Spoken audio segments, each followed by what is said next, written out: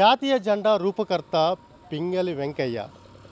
ఇది భారతదేశం మొత్తం తెలుసు, కానీ నిజంగా ఆయన జన్మించిన ఊరు అంటే టక్మని ఎవరు చెప్పలేరు.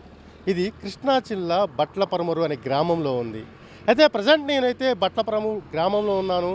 నిజంగా భారతదేశంలో జాతీయ జెండాకి ఎంత గౌరవం ఇస్తున్నావు కదా. నిజంగా ఈ పింగళి వెంకయ్య గ్రామంలో ప్రజలు ఏమనుకుంటున్నారు, వాస్తవానికి గ్రామంలో సదుపాయాలు ఉన్నాయి, మనం భారతదేశ జెండాకి ఇచ్చే గౌరవం ఆ రూపకర్త పింగళి వెంకయ్య గారికి ఈ గ్రామంలో ఎలా ఉంది, వాట్స్ ది స్టోరీ. స్వాతంత్ర్య సమరంలోనే కాదు, నేటికి యావత్ దేశాన్ని ఉరూతలూగించేది ఏదైనా ఉంది అంటే అది త్రివర్ణ పతాకం. చూడటానికి చిన్న వస్త్రమే కావచ్చు, కానీ యావత్ దేశానికి ఇదొక ఆత్మగౌరవాస్త్రం. అలాంటి అస్త్రాన్ని తయారు చేసి దానికి ఆమోదం కోసం కాళ్లు అరిగేలా కష్టపడ్డ మహనీయుడు మన పింగళి వెంకయ్య. అలాంటి వ్యక్తి జయంతికి, వర్ధంతికి ఆగస్టు 15న మాత్రమే గుర్తుంచుకుంటున్నా. పూలదండ వేసి దండం పెట్టి మర్చిపోతున్నా. కాని భావితరాలకు ఆయన గురించి తెలియాల్సిన అవసరం ఎంతైనా ఉంది. అసలు ఆయన పెరిగిన ఊరు ఎక్కడ ఉంది, అక్కడి ప్రజలు ఆయన గురించి ఏం చెప్తున్నారు, జాతీయ జెండా తయారీ ఆమోదం కోసం ఆయన చేసిన కృషి ఏంటి. పింగళి వెంకయ్య జయంతి సందర్భంగా మరోసారి ఆయన సేవలు గుర్తు చేసుకుందాం.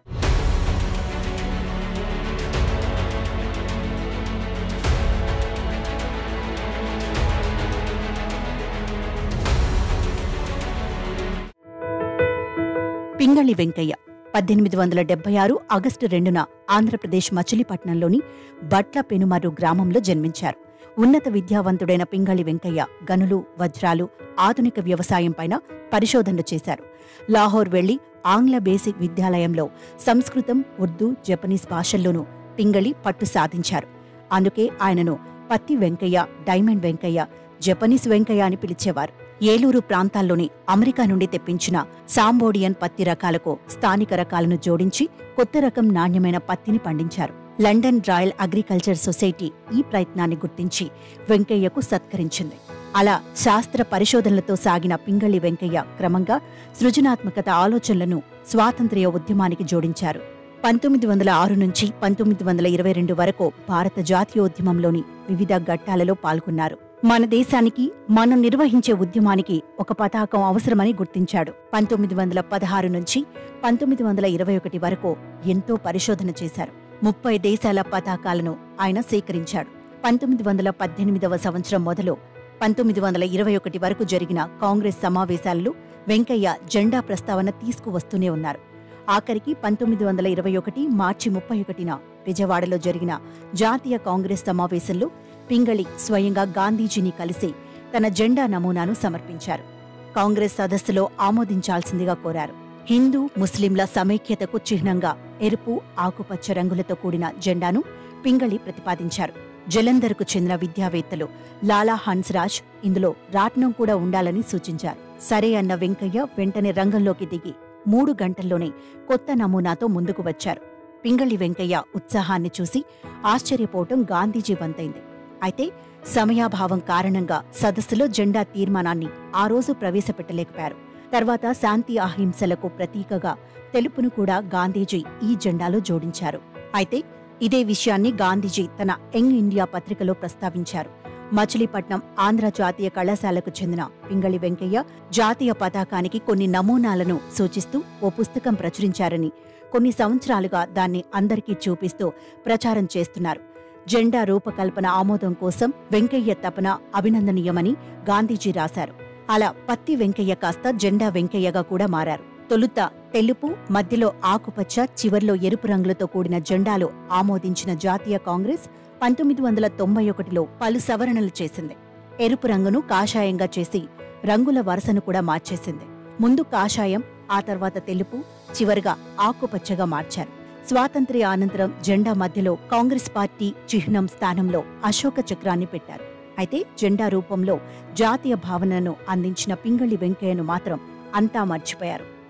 దేశానికి మనకి త్రివర్ణ పతాకం అందించాడు కాబట్టి ఆయనకి గుర్తింపుగా ఏమీ లేదు.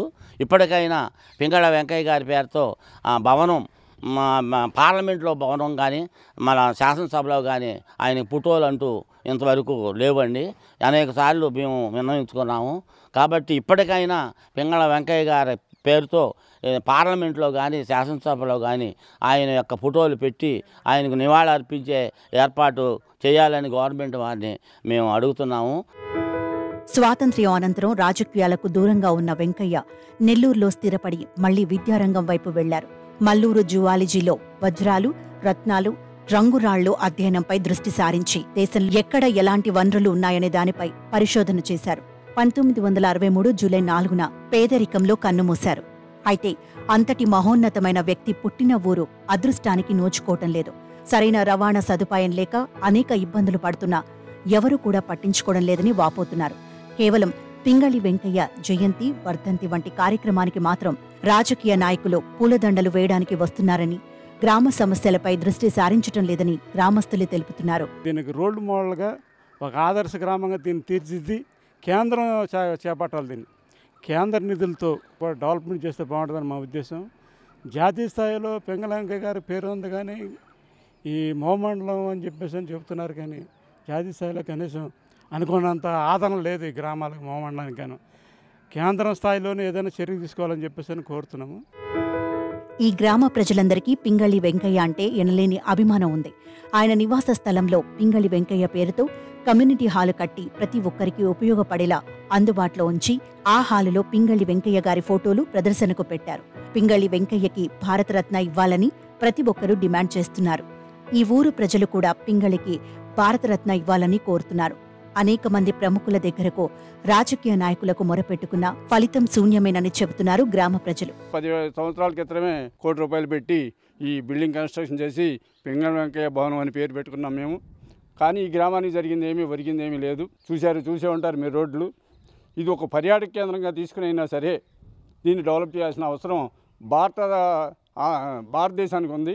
అదేవిధంగా భారతదేశం ఆధ్వర్యంలో రాష్ట్ర ప్రభుత్వం కూడా దీని మీద చర్య తీసుకుని ముందుకెళ్లాలని మేమందరం గ్రామస్తుల తరపున కోరుకుంటున్నాం. ఆయన గ్రామం అని చెప్పుకోవడానికి మాత్రమే ఈ గ్రామం పనిచేస్తుంది, కానీ ఇది ఇక్కడ మాత్రం డెవలప్మెంట్ విషయంలో మాత్రం బాగా వెనకబడిపోయి ఉందని చెప్పి మా గ్రామం తరపున కోరుతున్నాం. గవర్నమెంట్ కిషన్ రెడ్డి గారు రీసెంట్గా ఒక 1.5 ఇయర్ బ్యాక్ వచ్చారు. ఆయనకు కూడా మేము విన్నవించాం దీని మీద. అంతకుముందు లగడపాటి రాజగోపాల్ గారు ఎంపీ గారు ఉండగా కూడా అప్పటి నుంచి కూడా పోరాటం జరుగుతుంది. ఇక్కడ గ్రామం డెవలప్ చేయాలి, అదేవిధంగా ఆయనకి భారతరత్న ఇవ్వాలని కూడా అప్పుడు కూడా కోరి ఉన్నాం మేము. కానీ ఇంతవరకు ఏమీ కూడా దాని మీద ఒక్కడికి కూడా ముందుకెళ్ళాలి. ఇప్పటికైనా మువ్వన్నెల జాతీయ జెండా రూపకర్త పింగళి వెంకయ్యకు భారతరత్న కల్పించి ప్రభుత్వ పరంగా వర్ధంతి, జయంతి కార్యక్రమాలు చేయించాలని పింగళి వెంకయ్య పట్ల పెనుమూరు గ్రామ ప్రజలు కోరుకుంటున్నారు. చూశారు కదా, ఈ పింగళి వెంకయ్య గారి గ్రామంలో ఎటువంటి సదుపాయాలు ఉన్నాయి, నిజంగా ఈ గ్రామస్తులు ఎటువంటి డిమాండ్ చేస్తున్నారు. దాదాపు 20 సంవత్సరాలుగా ఆయనకి భారతరత్న ఇవ్వాలని చెప్పి కూడా ప్రధానమైన డిమాండ్ ఈ ఊర్లో అనిపిస్తుంది. ఎందుకంటే ఆయన భారతదేశ జెండా రూపకర్త. అటువంటి వ్యక్తికి కంపల్సరీగా ఒక పార్లమెంట్లో తనకంటూ ఒక భవనం కట్టించాలని ఒక డిమాండ్ వినిపిస్తుంది. మరోపక్క ఈ గ్రామంలో రోడ్లు, అలాగే ఆయనకి భారతరత్న ఇవ్వాలని చెప్పుడు ప్రధానమైన అంశాలైతే మనం ఎవరిని కదిపినా ఈ గ్రామస్తులు చెప్తున్నారు. ఏమైనప్పుడు కూడా భారతదేశ ఆ త్రివర్ణ పతాకం అలా ఎగురుతుందంటే కనుక ఈ నేల, ఈ గడ్డ దగ్గర పుట్టిన పింగళి వెంకయ్య గారి చేతులతో చేసిన జెండా అని చెప్పుకోవచ్చు. మరో ఎపిసోడ్తో మనం ముందుకు వస్తాను. కెమెరామెన్ మహితో, ఆలీ, బట్లపురం నుంచి.